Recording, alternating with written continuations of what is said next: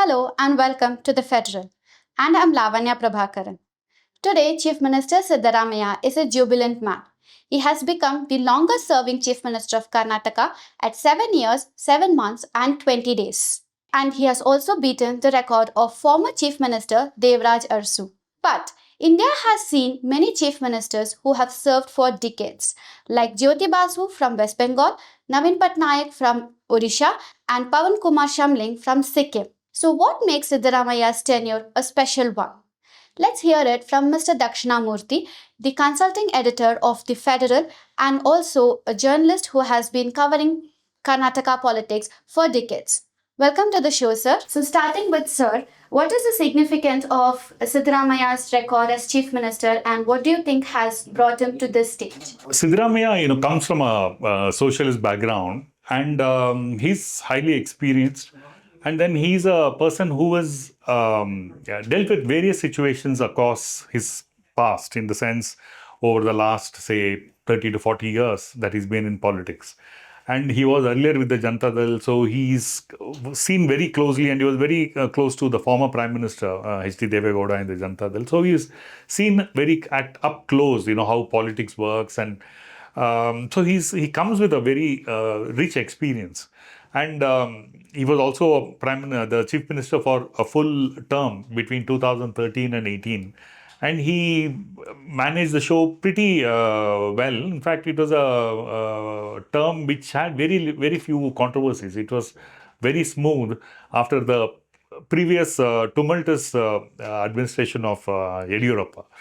Okay, so Siddaramaiah has emerged, has developed as a mass leader. He has an ability to convey thoughts very bluntly and very in a very nice metaphorical kind of a manner. So he's got that great oratory in him, and that has made him a mass leader. So people love to listen to him, and he's considered within the Congress party as a very strong mass leader. Not only that, he's also has this vision to do something for the state and to make his mark as a politician. So, for example, these guarantee schemes, which people initially laughed at because they said that these are going to be hollow promises, like, say, the free bus travel for women in Karnataka, or the money, the dole that was handed out to women below a particular level of income. So all these people were wondering, from where is he going to get this money? How is he going to manage it? But if you see, since the last 2.5 years, he's managed it pretty adroitly. Very, and it has surprised a lot of people. And today, these schemes have become very much part and parcel of the administration and daily life. And a lot of people are actually enjoying the benefits of these schemes. So, in that sense, he has walked the talk. He has shown that in what they promised in 2023 before the elections, during the campaign, was not just talk, but was something that he could do. And he has shown that he's here, that it is possible. They've done it. And today, it has become a role model, and the BJP has now copied it everywhere across India, in many other states, and they've also been pretty successful. So which means that Siddaramaiah willy-nilly has turned out to be a pioneer in this kind of schemes. Now, what impact it will have on the larger finances is a different issue. But as far as the schemes are functioning, well, it's good for the state, and it's also helped him consolidate his position in the party and in government.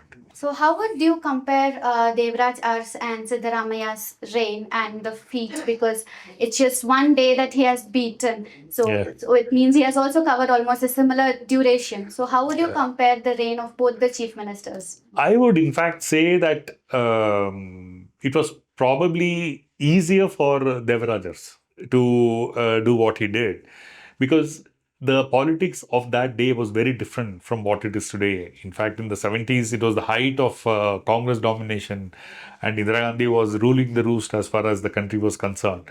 So people who were with the Congress, or who were allied with the Congress, had a pretty easy run. But one can also turn it around and say that Devraj Urs could have just sat back. He could have been complacent. He need not have gone on a limb to do things that he wanted to. But still, he had the drive. Devraj had the drive within himself to do something substantial for the state. And that is the reason why today he is well known for what he did, because he did it all with a vision, from a very, in a very positive kind of a mindset. So his support for the backward classes, the land reforms that he implemented in Karnataka, will be talked about for a very long time, probably forever, because it was a game changer. So Devraj was not just any other chief minister, and he was a thinker, and he was able to implement what he thought. So, but in the case of Siddaramaiah, the politics is far more layered. It's fractured. The electorate is torn between many different identities. You have the BJP, you have the Janata Dal, then you have, of course, the Congress, plus you have the society in terms of the castes. The castes today all the castes are not in favor of any one particular party. So to manage all this, and Siddaramaiah as a backward caste leader himself, has been able to put it all together in a way that has helped him to continue and become the longest serving chief minister. So, as we speak about the party, so Devraj Urs had a strong backing from Indira Gandhi, and he was a strong supporter of Indira Gandhi before parting ways. Whereas Siddaramaiah started his political career as opposer of Congress, and then he moved into Congress, and now he has become one of the prominent faces of Congress. So, how do you think how much the party has contributed to their growth, and especially Siddaramaiah's growth? So, if you take Devraj, just like I told you earlier, it was his personal initiative that really took him, because he was under no particular compulsion to do everything that he did. He could have done something and he could have just taken it easy. But Devraj was, as I said, was a self-driven politician, and he wanted to leave his mark, and he did that successfully. In the case of Siddaramaiah, he was with the Janata Dal, and he was seen for a long time as the heir to Deve Gowda. When Deve Gowda became the prime minister, when he exited Karnataka and went to Delhi and became the prime minister. In fact, there was a kind of a tussle that happened within the Janata Dal in Bangalore. And, it was between Deve Gowda and Ramakrishna Hegde, who were, so they had some kind of a difference of opinion.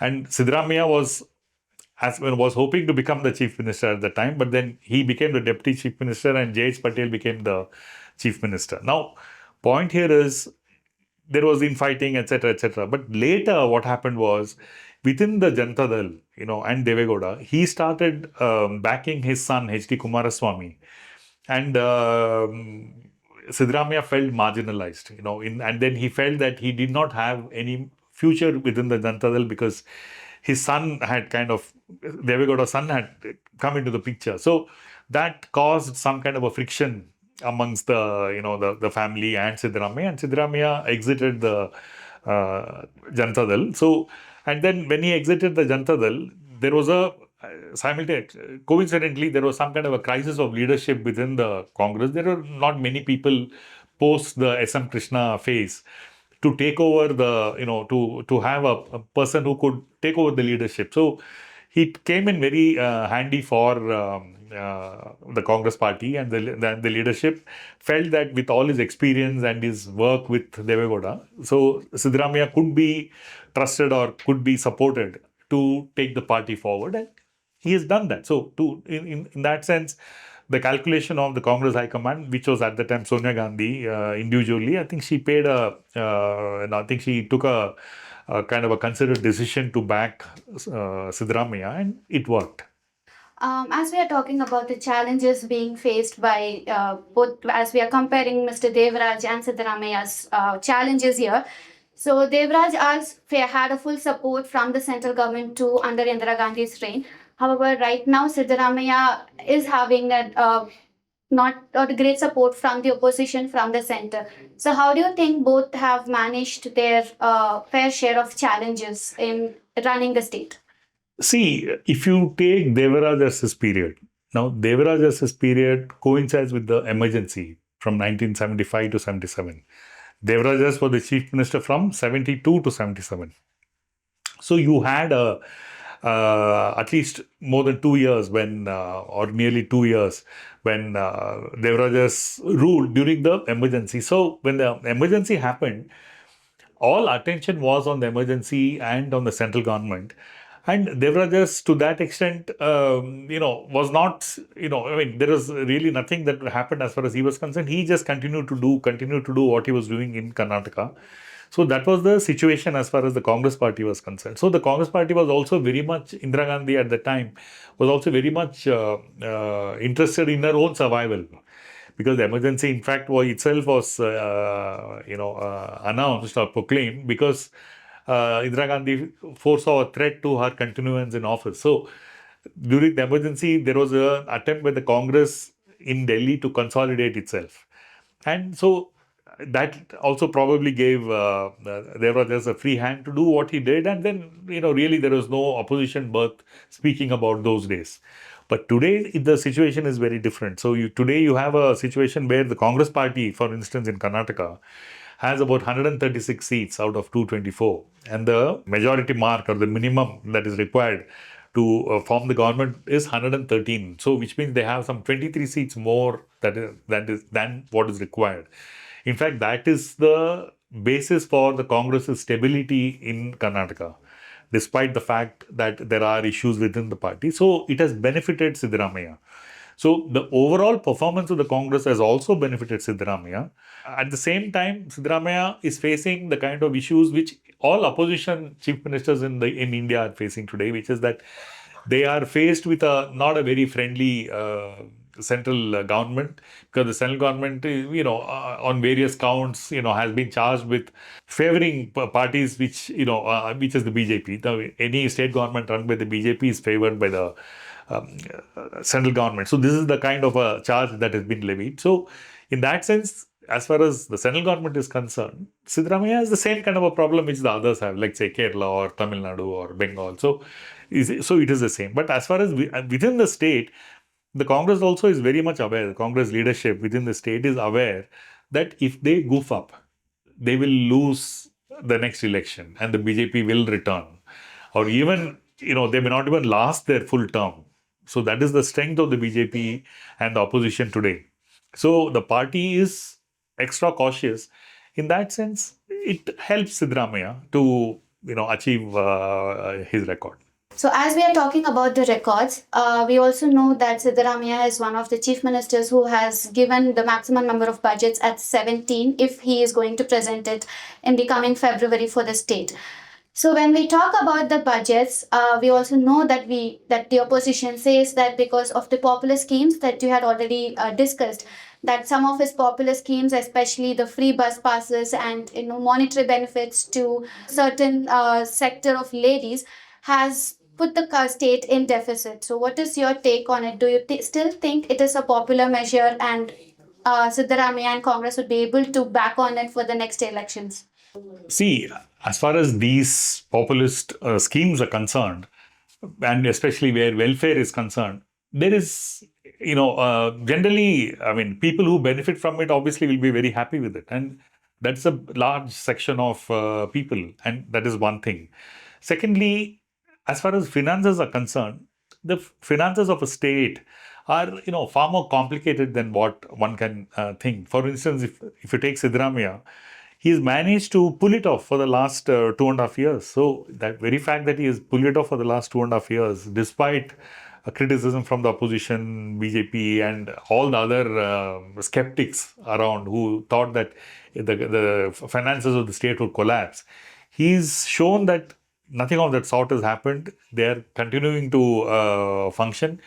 Yes, there is a criticism that many other things, the cost of living, in Karnataka has gone up, because to make up for the money that is being spent on these freebies, there are certain, like the electricity charges are up, the water charges are up.